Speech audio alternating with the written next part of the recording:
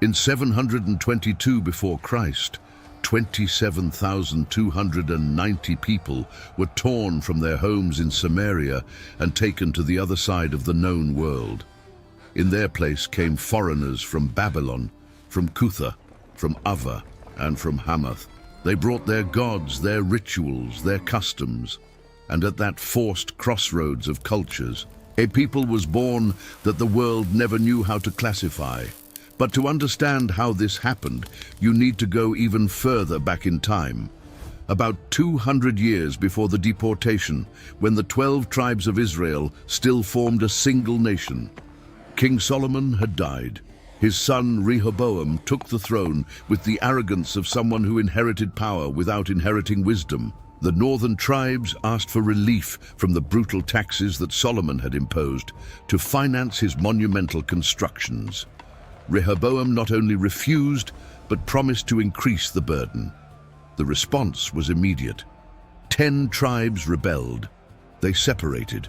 They formed their own kingdom in the north with a temporary capital in Shechem, while Rehoboam was left with only 2 tribes, Judah and Benjamin. In the south, with Jerusalem as the capital, it was the year 926 before Christ. A nation split in half by political pride. The northern kingdom, called Israel, inherited most of the territory, about 2.5 times more land than the kingdom of Judah. And it wasn't just any land, it was the Jezreel Valley, one of the most fertile plains in the entire Middle East. It was the olive-covered hills of Ephraim. It was the trade routes connecting Egypt, Phoenicia, and Mesopotamia. The north was rich, strategic, and powerful.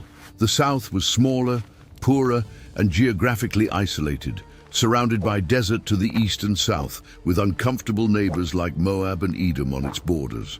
But territorial wealth did not guarantee spiritual faithfulness. The first king of the north, Jeroboam, made a decision that would poison the history of his people for the next 2 centuries. He knew that if the people continued going up to Jerusalem to worship at Solomon's temple, political loyalty would eventually return to the kingdom of Judah. His solution was to create 2 alternative worship centers. One in Bethel, at the far south of the kingdom, and another in Dan at the far north. In each one he placed a golden calf. 1 Kings chapter 12 records that Jeroboam told the people that these were the gods who brought them out of Egypt. The same phrase that Aaron used in the wilderness when he cast the calf before Moses. It was no coincidence, it was deliberate strategy, and it was the first step toward the syncretism that would define the religious identity of that region. Jeroboam didn't stop at the calves. He appointed priests who were not from the tribe of Levi. He created religious festivals on dates different from those ordained by God. He built a parallel worship structure, politically convenient and theologically corrupted. And every king who came after him followed the same path. The Bible repeats a phrase that became a condemning stamp for all 19 kings of the north. He walked in the sins of Jeroboam, son of Nebat, who made Israel sin. 19 kings, not one righteous. 209 years of monarchy without a single ruler who pleased God according to the biblical record. Think about the contrast. In the south, Judah had terrible kings, but it also had Hezekiah, Jehoshaphat, Josiah. There were reforms, repentances, moments of return to true worship. In the north, nothing, 0 lasting reforms, 0 faithful kings. And the result was a descending religious spiral that mixed worship of Yahweh with the cult of Baal, of Asherah, with Canaanite fertility rituals, with sacrifices at high places scattered throughout the territory. The prophet Amos, who preached in the north around 760 before Christ, described a society where the rich lay on beds of ivory, drank wine from enormous cups, anointed themselves with the finest oils, but did not care about the spiritual ruin around them. Amos chapter 6, verses 4 through 6. Material luxury and spiritual misery coexisting side by side. And at the center of this decadent kingdom was the city of Samaria, founded by King Omri around 880 before Christ. Omri bought a hill from a man named Shemer for 2 talents of silver, something equivalent to about 68 kilograms of the metal. The hill stood 90 meters above the surrounding valley, with a panoramic view of the entire region. It was a perfect strategic position. Omri did not renovate an old city. He built from scratch, directly on virgin rock. Excavations by Harvard University between 1908 and 1910 confirmed that the city was erected on soil never before inhabited, something extremely rare in the ancient Levant, where almost every city was built on the ruins of a previous one. The Samaria of Omri and his son Ahab was grand. The royal palace occupied an artificial platform of nearly 7,000 square meters, raised 3.5 meters above the surrounding rock. Casemate walls protected the hilltop. The masonry was so precise that archaeologists described it as one of the finest constructions of the Iron Age in the entire Levant. And inside, the luxury was scandalous. Ahab, married to the Phoenician princess Jezebel, turned Samaria into a showcase of international opulence. The famous Samaria ivories, more than 12,000 fragments found in the excavations, reveal panels carved with Egyptian, Phoenician and Mesopotamian motifs that decorated the palace walls. 1 Kings chapter 22 mentions the ivory house of Ahab. It was not a metaphor, it was a literal description. Real ivory imported from Africa, sculpted by Phoenician artisans, covering entire walls. The prophet Amos condemned these ivory houses as a symbol of the kingdom's moral decadence. The population of Samaria at its peak reached 30,000 inhabitants. The markets sold purple fabrics from Tyre, spices from Arabia, jewels from Egypt. Cisterns carved into the rock ensured water even during prolonged droughts. Storehouses held wine, olive oil, and wheat. Ostraka found in the excavations pottery fragments with inscriptions, record shipments of wine and olive oil arriving at the capital from agricultural communities around it, including from Shechem. These were tax payments or deliveries from absentee landowners who lived in the luxury of the royal court. But while the elite swam in wealth, the common people lived a different reality. The prophets of the north repeatedly denounced the exploitation of the poor.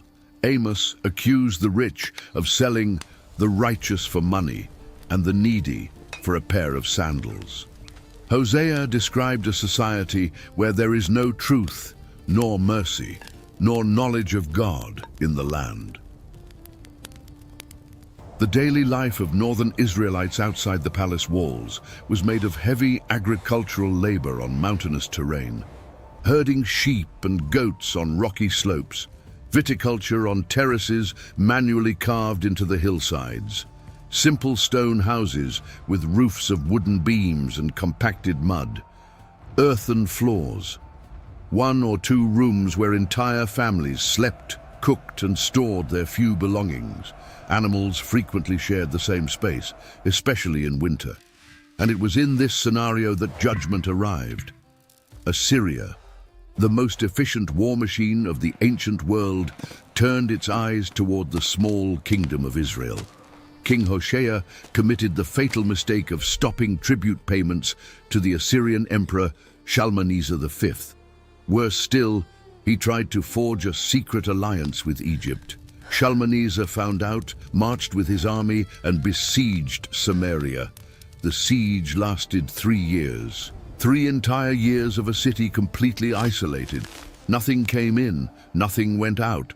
Put this in perspective, 30,000 people locked inside walls with supplies that were not designed to last 3 years. In the first year, they ate the storehouse reserves. In the second, they sacrificed the animals. In the third, there was nothing left. 2 Kings chapter 6 records an episode that likely repeated during this final siege, although the text refers to an earlier siege by Ben-Hadad. 2 women made a pact. They cooked the son of one. The next day, when it was time to cook the other's son, the second woman hid the child, The horror was so extreme that the king himself tore his robes when he heard the account. Famine so devastating that a donkey's head was sold for 80 pieces of silver and a quarter of a liter of dove's dung for 5 pieces of silver. Impossible prices for foods that under normal circumstances no one would touch. Shalmaneser V died during the siege. His successor, Sargon II, finished the job.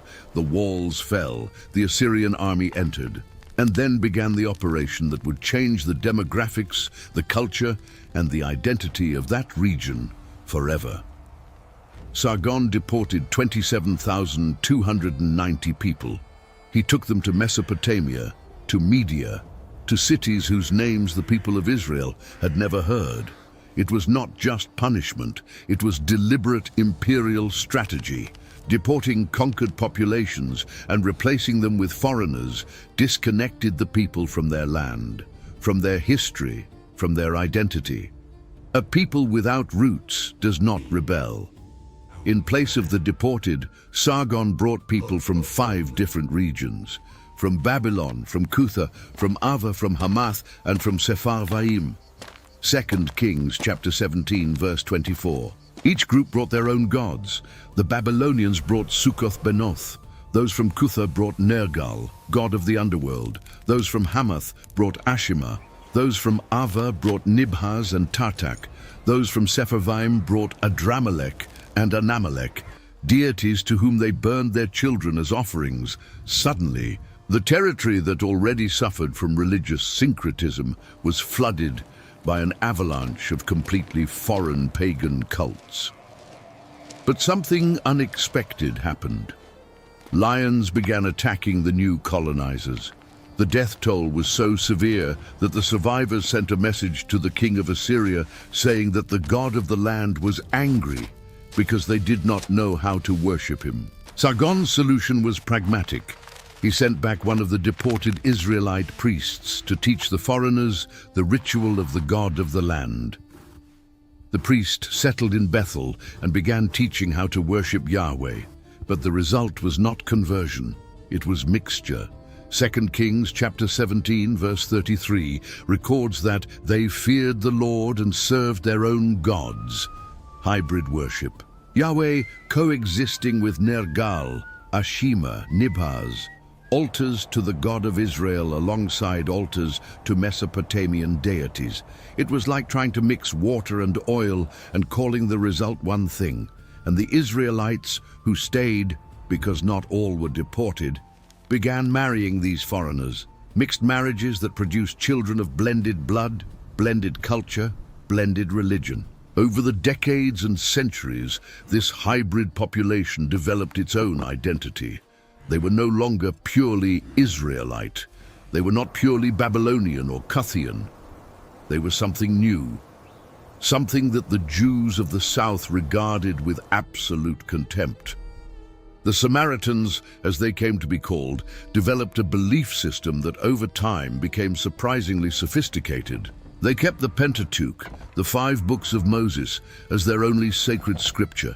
They rejected the prophets, the Psalms, the historical writings. For them, only the Torah was the word of God. And they made their own version, the Samaritan Pentateuch, written in Paleo-Hebrew characters, the oldest form of Hebrew writing, which the Jews had already abandoned in favor of the Aramaic square script. The Samaritans considered themselves the true guardians of the original faith.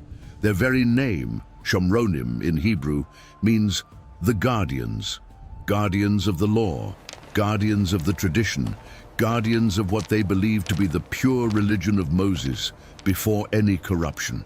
But if they rejected everything after the Pentateuch, what did they do with Jerusalem and Solomon's temple? Simple. They rejected both.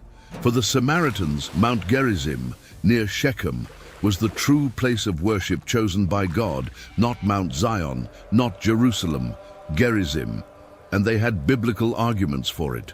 Deuteronomy chapter 11 verse 29 mentions Gerizim as the mountain of blessings. Joshua built an altar there when the people entered the promised land. Abraham passed through Shechem and received God's promise in that region. For the Samaritans, Gerisim was sacred before Jerusalem even existed as an Israelite city. It was the original place. Jerusalem was the copy. In the 4th century before Christ, the Samaritans took the step that sealed the definitive rupture. They built their own temple on top of Mount Gerisim. According to Flavius Josephus, it was around the time of Alexander the Great. The rival temple was not an improvisation. It was a theological and political declaration. 2 temples, 2 sacred mountains, 2 peoples worshipping the same God, with the unshakable conviction that the other side was completely wrong. Archaeological excavations on Mount Gerisim revealed what remained of this temple. A large platform of unhewn stones from the Hellenistic period was discovered by American expeditions between 1964 and 1968. On top of this platform, the Romans later built a temple to Zeus by order of Emperor Hadrian in the 2nd century. A staircase with more than 1,500 marble steps ascended from the valley to the summit. The Samaritan temple was not a modest structure. It was an ambitious project that competed in grandeur with Jerusalem. The religious life of the Samaritans revolved around 3 annual pilgrimages to Mount Gerisim, exactly as the Torah prescribed. At Passover, they sacrificed lambs according to Exodus chapter 12. The animals were slaughtered at sunset, plunged into barrels of boiling water to remove the wool, and the meat was roasted for hours in pits dug into the ground. At midnight, hundreds of Samaritans ate the Passover meal together, standing with bitter herbs exactly as the Mosaic text commanded.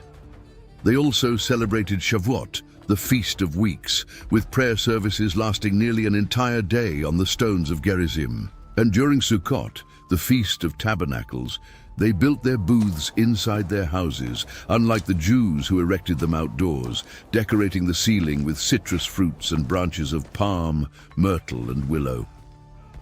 What few imagine is that the Samaritans had their own priestly structure. Their priests were Aaronic, from the lineage of Eleazar, and later Ithamar, sons of Aaron. They maintained a high priest who presided over the ceremonies on Gerisim. They had their own synagogue where the Pentateuch was read in ancient Hebrew. They had a liturgical calendar different from the Jewish one, resulting in different dates for the same festivals. They had their own eschatology, awaiting the coming of the Taheb, a messianic figure who would be a prophet like Moses, would reign for 40 years, would restore the true faith, and would discover the original tabernacle of Moses hidden on Mount Gerisim. But the existence of 2 temples dedicated to the same God was fuel for permanent conflict. Tensions exploded regularly. When the Jews returned from the Babylonian exile under Zerubbabel and began rebuilding the temple in Jerusalem, the Samaritans offered to help. They said they had worshipped the same God since the days of Esarhaddon, the Assyrian king. The offer was rejected. Ezra chapter 4 records that Zerubbabel and the Jewish leaders responded that the Samaritans had no part in that work. The rejection turned potential allies into declared enemies. The Samaritans began actively sabotaging the reconstruction. They sent letters to the Persian king denouncing the Jews. They intimidated the workers. They created every kind of bureaucratic and political obstacle to prevent the walls from rising. Nehemiah faced the same opposition decades later when he tried to rebuild the walls of Jerusalem. Sanballat, the governor of Samaria, led the resistance. He mocked the work. He threatened military attack. He tried to lure Nehemiah into traps. Nehemiah chapter 4 describes how the builders worked with one hand on the tool and the other on the sword, ready for combat at any moment. The hostility was not abstract. It was physical, constant, and potentially lethal. And this mutual hatred only grew with time. In the Hellenistic period, when Antiochus Epiphanes desecrated the temple in Jerusalem and banned the Torah and circumcision, the Samaritans, according to Josephus, asked the Seleucid king to dedicate the Gerisim temple to Zeus Hospitalios, distancing themselves from the Jews to avoid persecution. The Jews interpreted this as definitive betrayal, as an alliance with the enemy, as proof that the Samaritans were never true worshippers of God. The vengeance came in 128 before Christ. John Hyrcanus, a Jewish military and political leader of the Hasmonean dynasty, marched against Samaria. He besieged the city, he destroyed it completely, and he climbed Mount Gerisim to demolish the Samaritan temple down to its foundations. It was an act of calculated religious violence. It was not enough to win militarily. It was necessary to erase the symbol of the rival faith. The consequences were devastating. The Samaritans lost their central sanctuary, but they did not lose their faith. They continued worshipping on Gerisim, even without a temple, even on ruins, even under occupation. The daily life of ordinary Samaritans, far from the political and theological conflicts, was surprisingly similar to that of the Jews who despised them. Farmers tended olive trees, vineyards and wheat fields in the fertile hills around Shechem. Shepherds guided flocks along the same slopes that Abraham had walked millennia before. Artisans produced pottery, textiles, and tools. Families followed purity rules based on the Pentateuch. They kept the Sabbath with rigor, sometimes more strictly than the Jews themselves. They circumcised their sons on the 8th day. They practiced endogamy, preferentially marrying between cousins to preserve the lineage. A practice that over the centuries created severe genetic consequences, including malformations in newborns, but which they maintained as a desperate way to protect the group's identity against assimilation. Filiation was patrilineal. The 3 Samaritan clans traced their lineages to the tribes of Manasseh and Ephraim, the 2 sons of Joseph, and to the tribe of Levi. They considered themselves direct descendants of the northern tribes, not half-breeds, not impure, legitimate children of Israel, and they had evidence to support this claim. 2 Chronicles chapter 30 records that not the entire population of the north was deported by the Assyrians. King Hezekiah of Judah sent messengers to the north, inviting remaining Israelites to celebrate Passover in Jerusalem. Some laughed, others accepted. This proves that there were Israelites by blood living in the region long after Sargon's deportation. The issue is that pure and impure were categories that the Jews of the south defined as it suited them. The Samaritans responded that religious corruption began in Jerusalem, not on Gerisim, that it was Eli, the priest, who created a dissident sanctuary in Shiloh, abandoning the original Mount Gerisim, that it was the Jews who altered the Torah to justify the centrality of Jerusalem. 2 versions of the same story, 2 peoples pointing the finger at each other, and in the middle, the same Torah with about 6,000 textual differences between the Samaritan version and the Jewish version. The persecution against the Samaritans did not stop with Hyrcanus. The Romans initially treated them with relative tolerance. Herod the Great rebuilt Samaria and renamed it Sebaste in honor of Emperor Augustus. He erected a monumental temple, a street with 600 columns, a stadium, a forum. But it was not reconstruction for the Samaritans. It was a Roman project on Samaritan territory. During the Byzantine period, religious persecution intensified. The Samaritans were forbidden from celebrating their festivals on Gerisim. Their synagogues were converted into churches. Revolts erupted. In 529 AD, a Samaritan rebellion was crushed with brutality, resulting in the death of tens of thousands and the enslavement of many more. The Samaritan population, which in the time of Jesus could have been comparable in number to the Jewish population, plummeted dramatically. And it is exactly in this context of centuries-old hatred that the attitude of Jesus toward the Samaritans gains a dimension that most people underestimate. When John chapter 4 records that Jesus needed to pass through Samaria and sat by Jacob's well to speak with a Samaritan woman, it was not merely kindness. It was deliberate cultural transgression. Jews did not speak with Samaritans. Jewish men did not speak with unknown women in public. Rabbis did not discuss theology with women, much less with Samaritan women. Jesus violated 3 simultaneous taboos in a single conversation.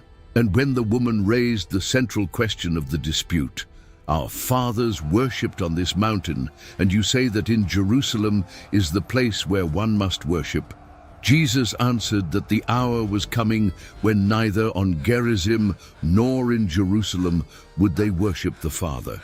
The answer did not take sides. It transcended the entire dispute. The parable of the Good Samaritan in Luke chapter 10 was another calculated blow to Jewish conventions. Jesus could have used any character as an example of mercy. He deliberately chose the most hated one. A Jewish priest passed by the wounded man and did not stop. A Levite passed and did not stop. The Samaritan, the impure, the heretic, the half-breed, stopped, treated the wounds, paid the inn. The message was clear and provocative. But how does an entire people become the most hated and then the most unlikely example of compassion in biblical history? The answer lies in the centuries of hatred built brick by brick. Each rejection, each sabotage, each destroyed temple, each accumulated insult created a wall of resentment that seemed impossible to tear down. And Jesus used exactly that wall as an illustration of the kind of love God expects. Not the easy love between equals, but the scandalous love between enemies.